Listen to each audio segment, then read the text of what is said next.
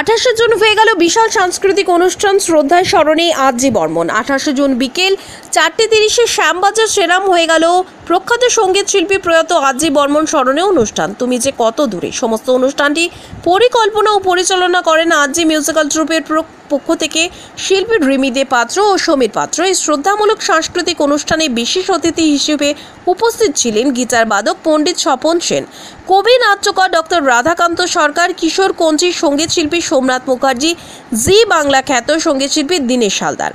এই সঙ্গীত সন্ধ্যায় যন্ত্র সঙ্গীতে উপস্থিত ছিলেন সুমিত দে, অমিত দে, সুদীপ গুহ, টিঙ্কু বিশ্বাস। এছাড়া শব্দ গ্রহণে সৈকত রায়। সঙ্গীত পরিবেশন করেন রিমি দে পাত্র, সমীর পাত্র, বাপ্পা মণ্ডল, শিবশঙ্কর রায়, রানা ভট্টাচার্য, শিবানী দাস, প্রসেনজিৎ চক্রবর্তী, প্রদীপ সাহা, রূপকথা বিশ্বাস, রবীন বিশ্বাস, নারায়ণ দে, দীপেশ ব্যানার্জি, সুকেশ নায়ক, শ্যামল রায়, এসকে জাহাঙ্গীর, লুকোচুরি ঘোষ, টিঙ্কু দাস, পিউ দাস প্রমুখ শিল্পী মণ্ডলী। নৃত্য পরিবেশন করেন সৃঞ্চিনী পোদ্দার ও স্মরণিকা পোদ্দার। আমাদের মাঝখানে সবাই আসছে, তো আমি খুব খুশি যে সবাইকে এক জায়গায় আনতে পেরেছি। সবাইকে এক জায়গায় আনা হচ্ছে আমার কাজ ছিল যে না আমি এমন একটা অনুষ্ঠান, সব শিল্পী ঠিক আছে, আমাদের নির্দা ঠিক আছে, তো সবাই আসছে, আমি খুব খুশি। আমি হ্যাঁ সবাই সবাই সবাই দাদাভাই আছে, অভিজিৎ ঠাকুর আর আমাদের অভিজিৎ মুখার্জি, ওরা আমাকে নিজে ফোন করেছিল যে দাদা আমি এত বড় অনুষ্ঠান হচ্ছে, আমরা আপনার অনুষ্ঠানে সামিল হতে চাই। তো আমি খুব খুশি। আমি বেশি কথায় যাচ্ছি না, এবার আমার অনুষ্ঠান চালু করতে হবে, নাহলে আমরা কিন্তু সব শিল্পীদের গান শুনতে পাবো না। Thank you very much. RG বর্মনের সম্বন্ধে বোধহয় 2 মিনিট হবে না, 2 বছর বললেও আরজি বর্মন শেষ হবে না। উনি ভয়ঙ্কর প্রতিভা সম্পন্ন, কাছে গেলাম আমি একদম আরজি বর্মনের সঙ্গে। আমি এই বাজাচ্ছি, বাঁদিকে আরজি বর্মন, ডান দিকে মান্না দে, বসুশ্রী হল। এটা আমার চিরকাল মনে থাকবে। এসে আমি আরজি বর্মনের পায়ে শুয়ে পড়েছিলাম। আরজি বর্মন বলেছিল তুমি আমার সঙ্গে দেখা করো। আমি গেলাম পার্ক হোটেলে এবং উনি আমার বাজনা শুনলেন এবং আমি ওনারই গান ওনাকে শুনিয়েছিলাম। আমি ধন্য। এবং আরজি বর্মন আমাকে বলে গেছেন তোমার হাতের মধ্যে যে আওয়াজটা আমি পেলাম এইটা খুব সুন্দর লেগেছে, তুমি চিরকাল এই গিটার বাজিয়ে সারা বিশ্ব জয় করবে। সেই জন্য আমি আরজি বর্মনকে আর একটা কথা বলবো, আরজি বর্মন ভারতবর্ষের সৌভাগ্য বোধহয় আরজি বর্মনের মতন প্রতিভা আমরা পেয়েছি।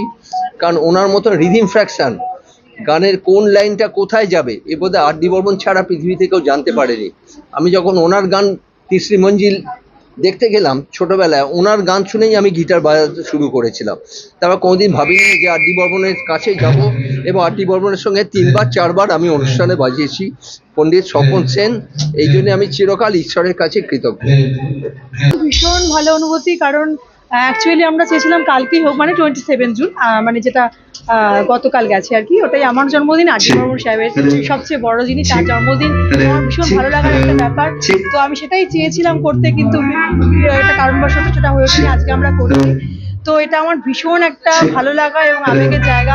প্রত্যেক বছর এই দিনে আমার কোনো না কোনো গান রিলিজ করে বা অ্যালবাম রিলিজ করে, আমরা নিজের মতো করে আমরা করি। তো এবছর আমি আমার হাজব্যান্ডের কাছে আবদার করেছিলাম আমি গান ভালোবাসি, শিল্পীকে নিয়ে একটা ছোট্ট করে অনুষ্ঠান করা। ছোট্ট অনুষ্ঠানটা যে আজকে এত বড় একটা অনুষ্ঠানে দাঁড়াবে, এত মানুষ সবাই ভাবতেও পারিনি।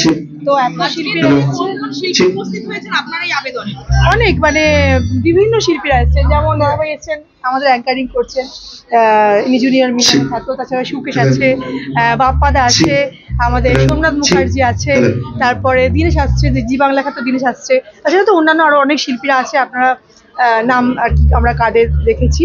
তাছাড়া বিভিন্ন গুণী মানুষরা উপস্থিত, বিশ্ববরণ্য গীতার বাদক স্বপন সেন রয়েছেন, যিনি মানে হেন কোনো শিল্পী নেই, আরজি বর্মন তো আছেনই, প্লাস কিশোর কুমার, আশা ভোসলে, লতাজি, রফিজি সবার সঙ্গে উনি বাজিয়েছেন। মানে এটা একটা বিরাট ব্যাপার।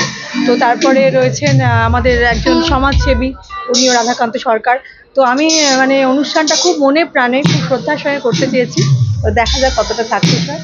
আশা করবো আমার প্রত্যেক শিল্পীরা নিশ্চয়ই ভালোভাবে গান গাইবেন, খুশি হবেন। এটা খুব সুন্দর একটা অনুষ্ঠান হবে।